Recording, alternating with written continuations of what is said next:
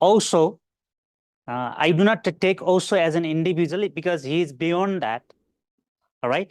So shall we take Osho and his whatever he has given to us, a movement or a pure consciousness? He has given a new vision for the whole humanity. Yes. As individual, techniques of self-transformation, and as a society, as a nation, as a world, he has given in every field. विज्ञान कैसा होना चाहिए? सृजनात्मक, creative, not destructive. राजनीति कैसी होनी चाहिए? He has proposed meritocracy in place of democracy.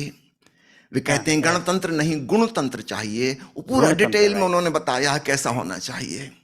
स्वास्थ्य प्रणाली कैसी होनी चाहिए.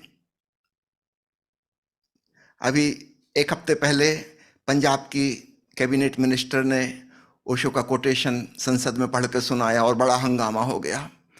3 लाख व्यू हो गए उनके उस छोटे से वीडियो के. उन्होंने कहा कि मैं ओशो का एक कोटेशन पढ़ के सुनाना चाहती हूँ स्वास्थ्य से संबंधित. एक डॉक्टर जिंदगी भर प्रैक्टिस करता रहा, खूब पैसे कमाए, फिर उसके बच्चे बड़े हो गए, उनको पढ़ने के लिए उसने मेडिकल कॉलेज में भेजा. अक्सर डॉक्टर चाहते हैं कि उनका बेटा भी डॉक्टर बने.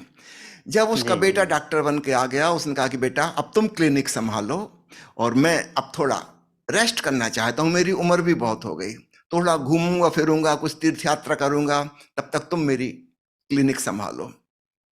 महीने भर बाद पिता लौट के आया. उसने पूछा कि बेटा अस्पताल कैसी चल रही है? उसने कहा पापा गजब की चल रही है. एक वृद्ध महिला को जिसको आप पिछले 8 साल में ठीक नहीं कर पाए, मैंने 8 दिन में ठीक कर दिया. उस बूढ़े बाप ने अपना माथा ठोंक लिया कि नालायक, यू इडियट, उसी वृद्ध महिला की कमाई से तो तेरी पढ़ाई हुई है, तू डॉक्टर बना है. तू क्या समझता है मैं उसको ठीक नहीं कर सकता था? तू बड़ा होशियार बन गया, तूने बर्बाद कर दिया. उसको तो लटका के रखना था. अमीर मरीजों को तो लटका के रखना, उनको कभी ठीक नहीं होने देना है. इस कैबिनेट मिनिस्टर ने संसद में ये स्टेटमेंट दिया और उसने कहा कि ओशो कहते हैं कि हमारी जो स्वास्थ्य सेवाएं हैं उसका बेसिक स्ट्रक्चर चेंज होना चाहिए. अभी हम पेमेंट करते हैं डॉक्टर को जब हम बीमार पड़ते हैं तब, तो डॉक्टर का न्यस्त स्वार्थ, वेस्टेड इंटरेस्ट इसमें है कि लोग बीमार रहें. ऊपर से ऐसा लगता है कि वो बीमारी को ठीक करता है, पर वो चाहता यह है कि बीमारी रहे, बीमारी खत्म ना हो जाए. अगस्त सितंबर में जब गर्मी पड़ती है और ह्यूमिडिटी होती है, खूब बीमारियां होती है, मक्खी मच्छर होते हैं. डॉक्टरों को बड़ा प्रसन्न देखेंगे, वो कहेंगे अरे आजकल बड़ा अच्छा सीजन चल रहा है. ये मक्खी मच्छर हमारे भोजन दाता हैं, उन्हीं से रोजी रोटी चलती है. वायरस और बैक्टीरिया हमारे माई बाप हैं. अगर वो ना रहे तो हमारा चौपट हो जाए काम. तो ओशो ने कहा है कि व्यवस्था उल्टी होनी चाहिए. जब कोई व्यक्ति स्वस्थ है तो अपने डॉक्टर को, उस एरिया के हॉस्पिटल को पेमेंट करे, और जब वो बीमार पड़ जाए वो पेमेंट नहीं करेगा. हॉस्पिटल का फर्ज है उसकी देखरेख करना, उसको ठीक करना, ताकि डॉक्टर का इंटरेस्ट लोगों की हेल्थ में हो, ना कि सिकनेस में हो. सरकार अस्पताल चला रही है, डॉक्टरों को, मेडिकल स्टाफ को इस बात की तनख्वाह दे कि तुम्हारे एरिया के लोग स्वस्थ हैं. इस बात की तनख्वाह मिलनी चाहिए, उनको रिवार्ड मिलना चाहिए. लेकिन जब बीमार पड़ेंगे तब पैसा नहीं मिलेगा, तब तनख्वाह कट जाएगी. अभी ओशो की क्रांतिकारी दृष्टि उसने भारत की संसद में प्रस्तुत की. निश्चित रूप से हंगामा तो मचेगा. तो मैं आपसे कहना चाहता हूं कि जीवन का कोई भी क्षेत्र हो, ओशो ने अपनी रिवोल्यूशनरी आइडिया उस क्षेत्र में दिए हैं. हर क्षेत्र में, चाहे वो कला हो, चाहे विज्ञान हो, चाहे शिक्षा हो. जब वे स्वयं प्रोफेसर थे उस समय उनके प्रवचनों की एक किताब है शिक्षा में क्रांति, एक दूसरी किताब है सम्यक शिक्षा, रिवोल्यूशन इन एजुकेशन. कैसी हो शिक्षा, बिल्कुल नए ढंग की. तो ओशो एक मूवमेंट है जो आगे सैकड़ों साल तक ऑनगोइंग मूवमेंट रहेगा. So his consciousness for a devotee, for a meditator, but as far as outside world is concerned, संसार के लिए एक क्रांतिकारी मूवमेंट है। उसको जब जबलपुर में रहते तब उन्होंने एक संस्था बनाई थी, उसका नाम रखा था युवक क्रांति दल।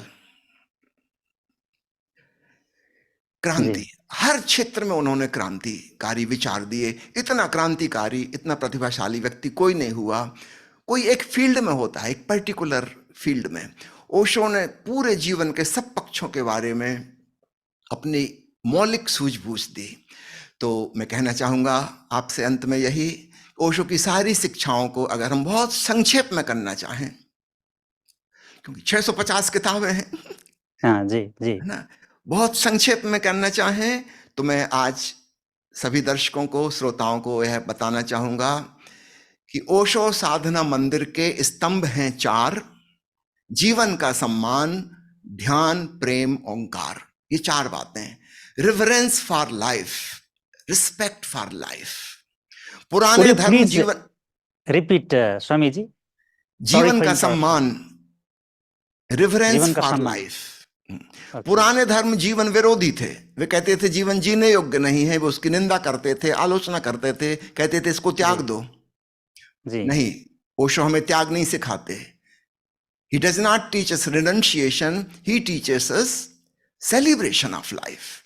तो जीवन के प्रेम में, सम्मान में जियो, जीवन को परिपूर्णता से जियो। कुछ छोड़ना नहीं है, कहीं भागना नहीं है, यहीं रहना है और अच्छे से रहना है। दूसरा कहते हैं ध्यान, मेडिटेशन, जिसकी हम विस्तार से चर्चा कर चुके। जी जी। तीसरा तत्व है प्रेम। अतीत में प्रेम की भी निंदा की गई, आलोचना की गई, लेकिन अगर प्रेम समाप्त हो गया तो याद रखना फिर भक्ति भाव भी पैदा नहीं हो सकता। भक्ति प्रीति का ही उत्कृष्ट रूप है। Refined love becomes devotion. तो भक्ति, प्रेम, ओशो इस पूरे इंद्रधनुष को स्वीकार करते हैं, नीचे से लेके ऊपर तक, काम वासना से लेके पराभक्ति तक, ये पूरी रेंज है। तो अतीत में इसका भी तिरस्कार और अपमान किया गया, ओशो इसको स्वीकार करते हैं, क्योंकि अगर हमने बेस को ही हटा दिया तो फिर ऊपर का शिखर कैसे बनेगा। अगर किसी मंदिर की बुनियाद को हम खिसका दें, उसको स्वीकार ना करें, तो मंदिर का कलश कैसे रखाएगा, मंदिर ही निर्मित नहीं होगा।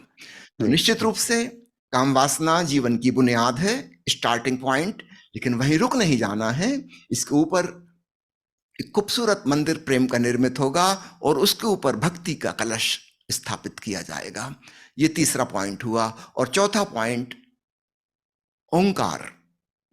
हमारी चेतना में ब्रह्म का नाद गूंज रहा है, उस सेलेस्टियल म्यूजिक को सुनना है, ध्यान से, प्रेम से। उसको सुनते सुनते समाधि घट जाती है। ध्यान की गहरी अवस्था को समाधि कहते हैं। हम उसके संग एकात्म हो जाते हैं। ब्रह्म की ध्वनि को सुनते सुनते हम भी ब्रह्म रूप हो जाते हैं। उपनिषद का ऋषि कहता है ब्रह्म को जानने वाला स्वयं ब्रह्म हो जाता है। ये घटना घटती है, अद्वैत, डुअलिटी नहीं बसती, भक्त और भगवान अलग अलग नहीं रह जाते, एक हो जाते हैं।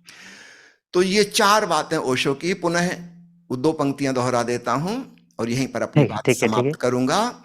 ओशो साधना मंदिर के स्तंभ हैं 4: जीवन का सम्मान, ध्यान, प्रेम, ओंकार। आखिरी में एक सूचना देना चाहूंगा कि हमारे ऑनलाइन कार्यक्रम हर ट्यूसडे मॉर्निंग से शुरू होते हैं और संडे तक चलते हैं, 1.5 आवर एवरी डे। इसको आप ऑनलाइन अपने घर में बैठे बैठे अटेंड कर सकते हैं।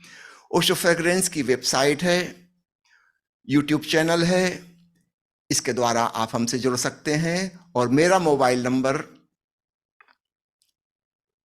7027327372। हिंदी में बोल दूं तो याद हो जाएगा, क्योंकि उसमें तुक मिलती है। 70 273 273 72। ठीक है, 70 273 273 72, याद हो जाएगा। कविता जैसा है। आप मुझे व्हाट्सएप कर सकते हैं और कोई भी बात आपको जाननी हो, समझनी हो, स्वागत है। ओशो का सारा साहित्य हिंदी और अंग्रेजी की 650 किताबें ई बुक के रूप में फ्री ऑफ चार्ज अवेलेबल हैं। ओशो के 5000 से अधिक ऑडियो प्रवचन, वीडियो प्रवचन, उनके ध्यान संगीत, डिवोशनल सॉन्ग्स के म्यूजिक और जितना भी म्यूजिक बना है वह सब फ्री ऑफ चार्ज उपलब्ध है। आप जो कुछ भी पाना चाहते हैं आप मुझको मैसेज कर दीजिए। हाँ, मैं फोन नहीं सुनता, जी मुझे फोन मत जी कीजिएगा, मैं नहीं उठाऊंगा फोन, लेकिन आप मुझे टेक्स्ट मैसेज कर दीजिए, ईमेल कर दीजिए। मेरे नाम से ही मेरा ईमेल का है swamishailendra@gmail.com। आप मुझे संदेश भेज दीजिए, मैं आपको वह सब चीज निशुल्क उपलब्ध कराऊंगा, इसका आश्वासन देता हूं। बहुत बहुत धन्यवाद। Thank you, Swamiji, for your valuable words.